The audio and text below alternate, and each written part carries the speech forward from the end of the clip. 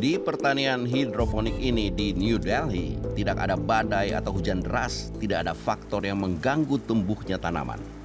Tingkat kelembaban diatur konstan, cahaya diarahkan dengan sempurna, dan penyiraman tanaman sudah dijadwalkan. Tanaman tidak tumbuh di tanah, tapi dalam cairan yang kadar nutrisinya sudah optimal.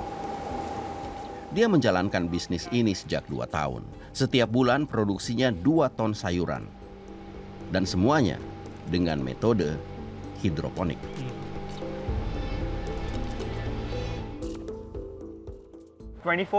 Suhu 24 derajat Celcius, kelembaban 51%. Kami mengawasi semua hama. Dan ini lingkungan yang sempurna untuk tanaman.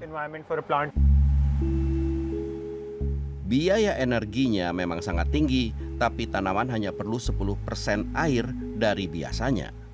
Panennya juga lebih tinggi dibanding pertanian konvensional. Pasar sayuran dan buah hidroponik diperkirakan akan meningkat 13% di India sampai 2028. Dan ini menarik minat investor. Di sini diberikan konsultasi bagi pengusaha yang ingin terjun ke bisnis hidroponik.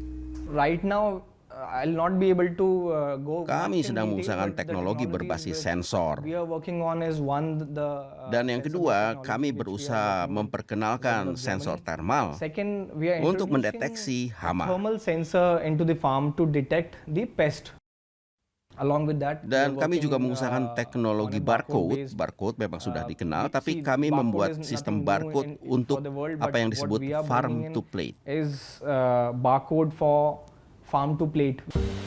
Maksudnya, buah dan sayuran segar dari pertanian lokal bisa tiba dalam 30 menit di tangan konsumen.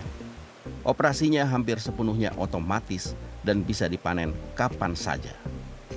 Tapi tidak berarti pertanian ini tidak ada tantangannya.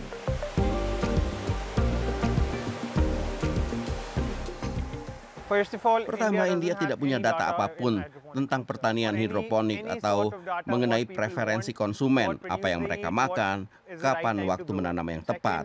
Tantangan kedua, hama. Dan yang ketiga, subsidi. Saya berusaha mendapat subsidi tapi belum dapat apapun.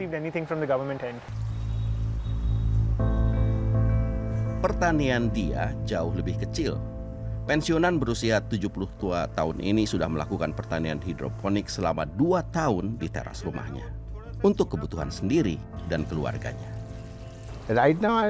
Saya tidak punya sistem besar, hanya satu yang kecil. Dan hanya untuk 1-3 jenis tanaman.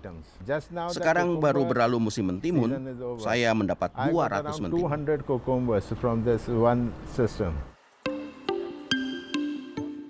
Dia membayar Rp10.000 untuk sistemnya. Perusahaan Ponic Greens menawarkan sistem siap pakai untuk perorangan. Dan sejak pandemi corona, bisnis ini meningkat 50%.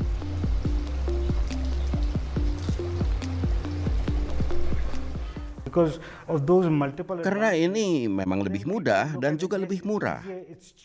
Ini lebih murah karena orang tidak perlu pergi berbelanja, bisa memproduksi sayur di halamannya sendiri. Hidroponik memang banyak keuntungannya, tapi investasi dan biayanya masih tinggi. Jadi masih perlu waktu sampai pertanian ini mampu memainkan peran signifikan dalam memberi makan penduduk di perkotaan.